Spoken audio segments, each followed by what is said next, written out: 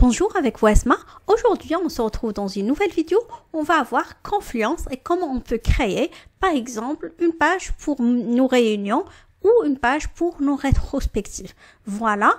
Déjà, la première question que je reçois beaucoup, c'est quoi la différence entre Jira et Confluence et pourquoi on ne fait pas tout dans Jira?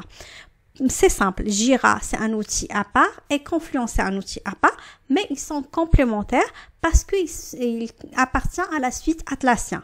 Atlassian c'est la société et ils ont pas mal de logiciels. Parmi eux, on a X-Ray, Jira, et Zephyr et aussi Confluence.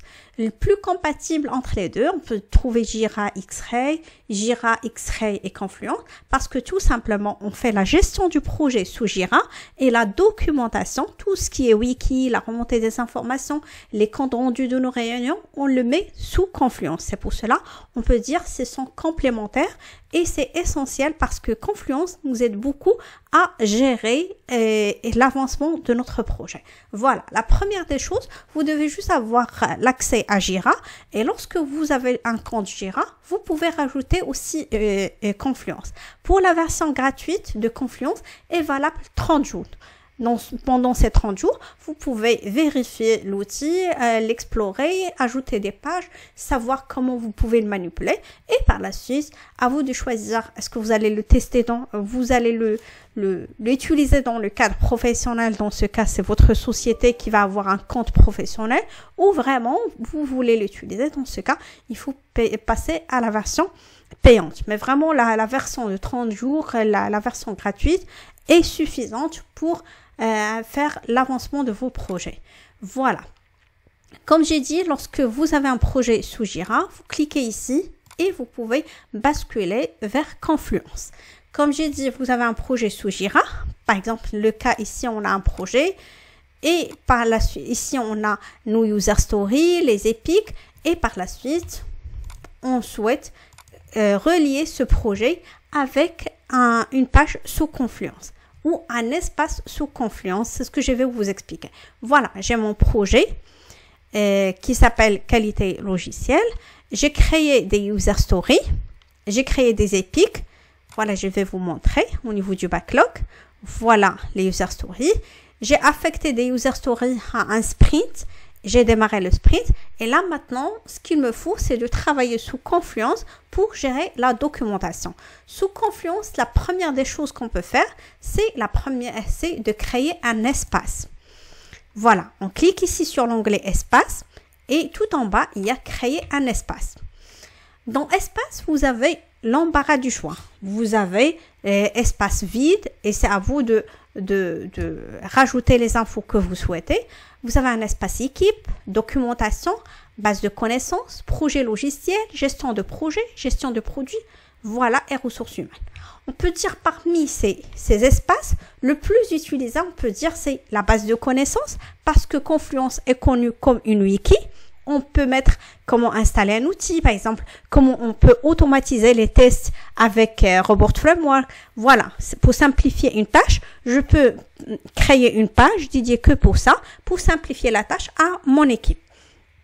Voilà, une page de connaissances, on met toutes les informations, comment installer un outil, comment chercher une information sur SQL, voilà. Tout ce que je vois essentiel pour mon équipe, pour qu'il avance et qu'il ne tarde pas sur des parties, je crée des pages et aussi je demande à mes collègues qui créent des pages pour avancer au niveau de notre projet. La plus utilisée aussi, c'est la gestion de projet. L'espace de gestion de projet, on peut dire c'est indispensable parce qu'on a une vision sur l'avancement de notre projet. Et aussi pour les ressources humaines, on peut créer un espace pour les ressources humaines dédié que, par exemple, pour un nouveau arrivant, lorsqu'il vient, il peut avoir les procédures de la société, le nombre de congés, quand est-ce qu'on dépose des congés, via quelle plateforme on peut demander des congés, par exemple, tous les droits, la contribution au niveau du transport public, par exemple, les primes, tout ça, on peut créer un espace au niveau du ressources humaines. Comme ça, on aura la réponse à nos questions qui se répètent et pour qu'on n'embête pas à chaque fois les ressources humaines à envoyer des mails. Voilà combien on a des jours de congé, quand est-ce que je fais cette procédure, voilà. Comment je peux déclarer la naissance. Tout ça, on peut créer un espace dédié pour ça. Je vais vous montrer un exemple. Ressources humaines, on fait suivant. On fait test RH par exemple, ou espace RH comme vous voulez, et créer un espace. Et par la suite, on attend un petit moment, le temps qu'il crée l'espace, et je vais vous montrer.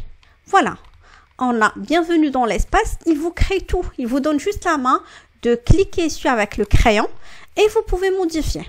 Supposons on travaille dans une société, on peut faire bienvenue dans notre espace RH de la société XYZ. Et ici, on peut modifier les photos. On peut mettre, par exemple, le comptable, le responsable de paye, le responsable des ressources humaines, comment on peut les contacter. Et voilà les informations. Et bien sûr, on a des pages, on peut dire, profitez au maximum de l'espace de votre équipe, plan de développement de carrière, base de connaissances RH, manuel de l'employé. Et tout ça, ce sont des pages, vraiment, ils sont prédéfinis. Il suffit juste de mentionner les informations de notre société. On peut juste faire pareil, on clique sur le crayon et on commence à les modifier. C'est comme on modifie une page Word. Il suffit juste de rédiger, de remplacer les infos par les informations qu'on souhaite. Aussi, à chaque fois que vous cliquez sur une page, vous avez la possibilité d'accéder à cette page et vous voyez nos politiques RH, les congés, absences, santé, bien-être, autres, voilà. Là maintenant, on va créer un autre espace, par exemple ici espace, créer un espace et on va créer gestion de projet. Je fais suivant et on peut faire test, gestion projet.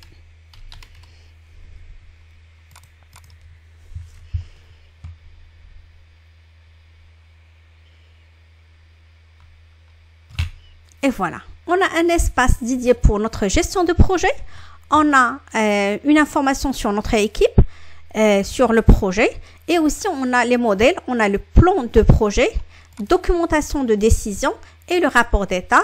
Aussi, le membre d'équipe, supposons par exemple, on peut dire, par exemple, ma photo, le nom Asma, test manager, le test lead ou le responsable de développement, aussi le business analyst ou le scrum master, ainsi de suite. Et on peut noter aussi les photos des testeurs et les rôles et les mentions. Ici, les mentions, c'est quand vous les taguez avec le arrobas. Et ici, on a le feuille de route, c'est-à-dire l'avancement du travail.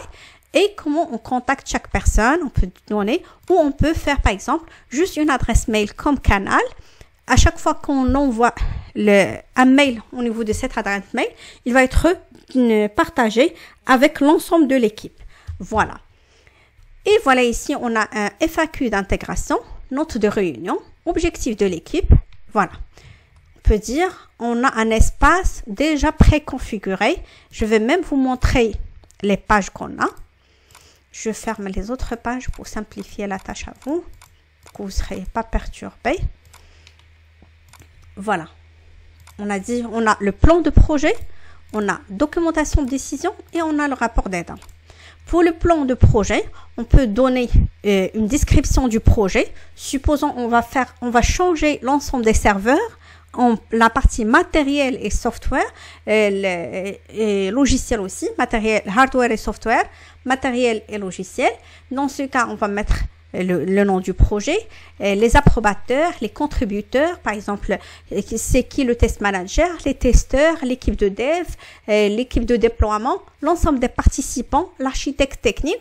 Comme ça, si moi j'ai besoin de demander une information auprès de business analyst, on travaille dans une grande multinationale, on travaille avec des centaines de personnes, je ne sais pas qui est le business analyst qui travaille sur ce projet. C'est pour cela, j'ai besoin de savoir le nom. Et dans ce cas, je peux les contacter directement. Et bien sûr, l'état de projet, est-ce qu'on n'a pas encore démarré? Est-ce qu'on est toujours en phase d'étude, en cours ou terminé? Et bien sûr, les champs requis, souhaitables au périmètre. Et la chronologie, ça c'est essentiel pour la gestion de notre projet. On peut savoir quand est-ce qu'on va démarrer la phase de test, est-ce que la partie dev est terminée ou pas. Aussi, est-ce qu'on développe avec des lots, c'est-à-dire la première partie est livrée, la deuxième partie va être livrée bientôt, ainsi de suite. Comme ça, on a une visibilité sur ça. Et on a les étapes importantes et échéances et on a les documents de référence. Bien sûr, pour modifier une page web ou un espace, on clique toujours sur le bouton espace. Et le bouton crayon, pardon. Et on clique ici, par exemple.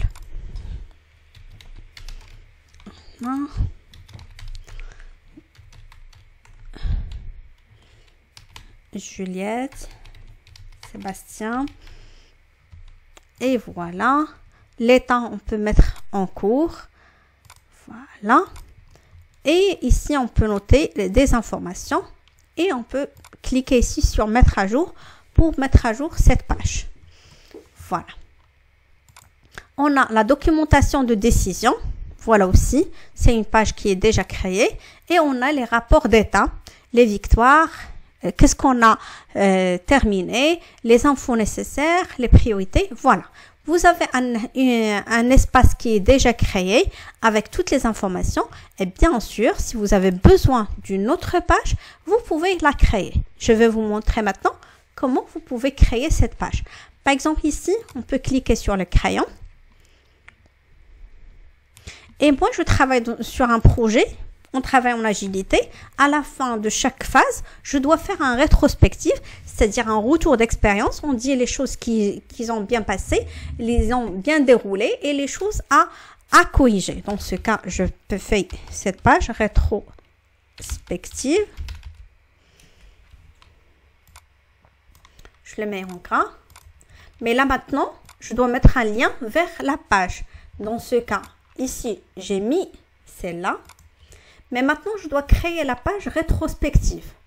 Pour faire simple, je dois cliquer ici sur créer. Je fais page. Et tout en bas, on a tous les modèles. Vous avez le choix de créer une page de A à Z, une page blanche, ou vous avez le choix de choisir une template prédéfinie.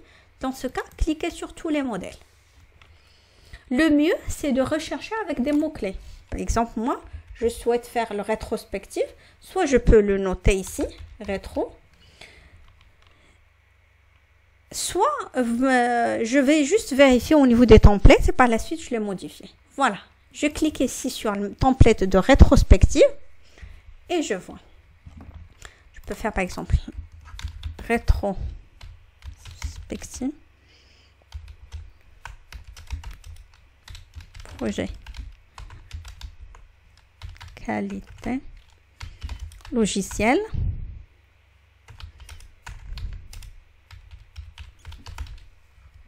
D'accord. Et là, au niveau de la date, on peut mettre juste publier. Si on souhaite publier. Si je souhaite modifier, je clique ici sur le crayon. Là, je souhaite ajouter une date. Je fais juste slash et je fais arrobas. Et dans ce cas, je peux faire par exemple D. Et voilà. Par exemple, je choisis une date. Ou même à chaque fois que vous cliquez, vous avez la possibilité de changer. On peut noter les noms de l'équipe. Ou on peut faire par exemple le A, le arrobas. Et je sélectionne l'ensemble du projet. Et ici, on peut mettre le nom des participants. Ou je peux faire par exemple les noms. Par exemple, Asma, Juliette, Sébastien. Et voilà. Au niveau du rétrospectif, lorsqu'on a parlé, on a dit on doit féliciter les points qui sont positifs, on doit les garder, on doit arrêter des choses qui ne nous aident pas à avancer au niveau du projet et on doit commencer quelque chose. Du coup, les choses qui sont bien, on doit les continuer à le faire. Il y a des points qui sont à améliorer et il y a des choses à arrêter définitivement. Voilà. Par exemple ici, commencer à faire du sparring plus tôt dans le cycle de développement. Arrêter de planifier des réunions sans ordre du jour clair parce que effectivement, c'est une perte de temps. Et continuer de partager l'avancement lors du stand-up quotidien. Voilà. Par exemple ici, on va continuer le daily, la réunion matinale. Comme ça, on parle de l'avancement du travail. Ici, on peut dire arrêter d'échanger avec les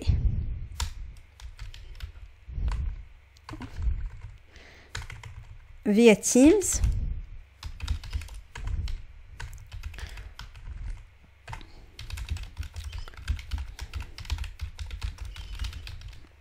Ça nous arrive qu'on parle avec des boîtes en externe, avec lesquelles on travaille en externe. On a sous-traité une partie de test. Et si on le parle juste via Teams, ça se peut qu'il va me dire, voilà, vous inquiétez pas, la fin de la semaine, vous aurez ce livrable. Mais à la fin de la semaine, je n'ai pas le livrable et j'ai pas qu'une preuve sur laquelle je peux le relancer ou d'informer mes N+1 ou juste mon équipe pour s'assurer, voilà. On a eu un deadline, on a eu un jalon, mais il n'est pas respecté. C'est pour cela, dans la majorité des cas, on trouve que ces communications qui ne sont pas officielles, c'est des perturbateurs. Et le mieux, soit d'envoyer des mails ou carrément juste en moi d'avoir un canal professionnel, par exemple un groupe sous Teams, où on parle que d'une partie du projet. On ne mélange pas, par exemple, qu'on parle des discussions à gauche à droite, mais on se focalise, on crée par exemple un canal juste pour s'assurer de l'installation par exemple, d'un site X, Y, Z. Aussi, on crée un autre canal pour parler juste l'avancement du test au niveau du projet. Canal d'automatisation. Voilà. Ça, c'est on peut dire, voilà, on sait qu'on parle de tel sujet dans cette canal. Mais le mieux, quand même, de formaliser, par exemple, sous forme une page Confluence, ou par exemple, on fait des réunions au lieu d'échanger avec Teams et on ne sait pas est-ce qu'il y aura un avancement. On fait une réunion, par exemple, chaque 3 jours pour s'assurer est-ce que la société avec laquelle on travaille, à laquelle on a sous-traité le travail, il avance ou pas. Et aussi commencer, par exemple, mon équipe doit automatiser les tests, mais j'ai des équipes qui sont juniors, qui n'ont jamais fait de l'automatisation. Dans ce cas, on peut commencer à faire des formations. On teste auto. Voilà. Comme ça, on peut dire, voilà, le test s'était bien déroulé, la campagne de test c'est bien, mais on a constaté qu'on prend beaucoup de temps pour dérouler les tests de non-régression manuellement. On souhaite les automatiser. J'ai une équipe, la majorité sont des juniors. Dans ce cas, je dois les former à automatiser les tests pour gagner du temps. Voilà, aussi, on peut ajouter des éléments d'action. Je peux mettre ça au centre. Et voilà. Au niveau de l'état, est-ce qu'on a terminé celle-là ou c'est en cours? À vous de choisir. L'état, c'est ici. Et bien sûr, à chaque fois, vous pouvez la changer. Et à chaque modification, vous pouvez cliquer ici sur mettre à jour. Et maintenant, on peut avoir qu'au niveau de la page principale du projet, on va cliquer sur le ici. On va voir notre espace qui s'appelle test gestion projet. Ici, on a cliqué et on a créé l'icône rétrospective. Maintenant, je souhaite la relier avec la page rétrospective. Dans ce cas, j'ai cliqué sur le crayon. Maintenant, je vais la sélectionner et je clique ici pour la relier avec la page. Et je choisis. Je fais par exemple rétrospective projet qualité logicielle. Et voilà. Mettre à jour. Et maintenant, si je teste, et voilà. Bien sûr, la page, à chaque fois que vous voulez la modifier, vous pouvez la modifier. Et un point qui est essentiel, vous avez même la possibilité de cliquer ici sur le plus, d'avoir qu'il y a pas mal d'options et parmi eux, vous avez la possibilité de choisir des tickets Jira. Par exemple. Et on peut choisir que l'état qu'on souhaite. Par exemple, juste l'état à faire ou l'état terminé ou l'ensemble d'états. Et voilà. Vous avez la possibilité aussi de modifier ce que vous voulez ici. Insérer les tickets. Et voilà, on a un tableau avec les tickets Jira. Supposons pour chaque mois, vous faites un rétrospective et vous souhaitez avoir toutes les tickets que vous avez traités, c'est-à-dire terminés. Vous pouvez faire un filtre avec les tickets terminés et vous l'insérez ici dans votre rétrospective. Voilà, comme j'ai dit avec Confluence, il y a pas mal de points que vous pouvez le faire. Vous créez vos espaces, vos pages web, vous changez. Il y a même vous avez la possibilité de créer par exemple une page pour vos réunions quotidiennes qui s'appelle le Daily Meeting. Il suffit juste de cliquer ici sur créer tous les modèles et de choisir par exemple ici, on peut dire réunion.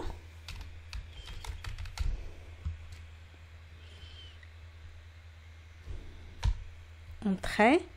Et ici, par exemple, modèle ou stand-up. Et on peut voir qu'on a le sommaire de toute la semaine. On fait la réunion chaque jour. Et chaque jour, on peut noter la date. Et on peut noter l'avancement du projet. Qu'est-ce qu'on a fait? Le principe du daily meeting au niveau de l'agilité, ça reste pareil comme ici dans le tableau. On est une équipe. Pendant 15 jours, on va parler de chacun, qu'est-ce qu'il a fait hier et qu'est-ce qu'il va faire aujourd'hui, les problèmes, mais on va pas les corriger sur le champ parce que sinon on va dépasser les 15 minutes. On parle de l'avancement, qu'est-ce qu'il a fait hier et par la suite la priorité et aussi qu'est-ce qu'il va faire aujourd'hui. Du coup, on peut noter par exemple Asma. La priorité aujourd'hui, c'est que je vais faire la formation d'automatisation pour les testeurs juniors. L'avancement, on peut dire, voilà, est-ce que ça va? Est-ce qu'il y a des problèmes? Au niveau des problèmes, est-ce que je rencontre des problèmes ou pas? Si je rencontre un problème, je le signale. Sinon, je peux noter, par exemple, RAS, c'est-à-dire rien à signaler au niveau du problème. Voilà. Et je note le nom des autres ressources de l'équipe et je note qu'est-ce qu'ils vont faire, la priorité d'aujourd'hui, l'avancement et est-ce qu'il est bloqué ou pas. Dans ce cas, je note les problèmes. Et je fais la réunion. Par exemple ici, le daily, la réunion matinale où il s'appelle le daily. Du date début. On peut dire, voilà. Et bien sûr, je peux le centrer. Vous pouvez modifier l'affichage. Aussi l'état. Vous avez la possibilité d'ajouter des émoticônes, du smiling, quand vous voulez. Et on peut la publier. À chaque modification, je peux la publier. Et bien sûr, je peux aussi rattacher cette page de daily avec la page principale de l'espace. Dès qu'on accède à l'espace, on peut avoir daily, rétrospective et comme ça, vous aurez la possibilité de manipuler votre espace dès qu'on accède à la première page. Je vais vous montrer, c'est simple. J'accède ici à Confluence. On va voir les projets. Test gestion de projet. Ici, on a mis le rétrospective. Et par exemple, ici, au niveau des notes de réunion, je peux noter ici, par exemple, le daily, la réunion matinale. Je l'ai mis en gras. Et je peux même changer le title. Et je peux rajouter ici un lien vers une page. Et je peux noter, rattacher avec la page daily du date. Et voilà. Je fais mettre à jour. C'est enregistré. Je clique ici sur la note de réunion. Et je clique sur plus. Et voilà. Maintenant, on a notre espace. Comme j'ai dit, vous cliquez ici. Vous le modifiez comme vous voulez. Vous modifiez les images, les titres, les noms, les rôles. Aussi la feuille de route, vous pouvez cliquer juste ici sur le crayon et vous pouvez la manipuler. Vous pouvez ajouter des pistes. Vous pouvez les supprimer en cliquant juste sur ça. Vous pouvez aussi ajouter des barres et les modifier comme vous souhaitez. Voilà, par rapport à l'avancement du travail. Supposons ici, on a la partie développement, le test, la mise en production. On peut noter est-ce que les devs, chaque lot, quand est-ce qu'il va les développer? Est-ce que le lot a été testé ou pas? S'il est testé, est-ce qu'il a été déployé? Est-ce qu'il était envoyé en production? Et voilà. Comme ça, on a une visibilité sur l'avancement du projet. Et bien sûr, à chaque modification, vous le voyez directement au niveau de cette page. Et voilà. N'oubliez pas de mettre à jour votre espace sous Confluence. Et voilà, vous voyez que de travailler avec Confluence, c'est simple. Il suffit juste de manipuler, le pratiquer, de le relier avec votre projet Jira et de tirer le maximum de votre Confluence. C'était tout pour aujourd'hui. J'espère que la vidéo était claire. Si vous avez la moindre question, n'hésitez pas. Et bien sûr, si le contenu de la chaîne vous intéresse, n'hésitez pas de s'abonner, de liker la vidéo. Comme ça, YouTube peut proposer la vidéo à d'autres personnes. Et n'hésitez pas de jeter un œil sur notre site qualitélogicielle.com. Comme j'ai dit, on va mettre à jour avec pas mal d'articles. Et aussi, au niveau de la partie formation, vous avez la possibilité d'accéder à nos formations. Et comme j'ai dit à chaque fois, ici le lien, lorsque vous cliquez, vous aurez le prix le moins bas. Et même si vous ne trouvez pas qu'il y ait des réductions actuellement, vous pouvez juste nous contacter via contact et on peut créer pour vous des coupons de réduction. Voilà, c'était tout pour aujourd'hui. Je vous souhaite une excellente journée pour vous.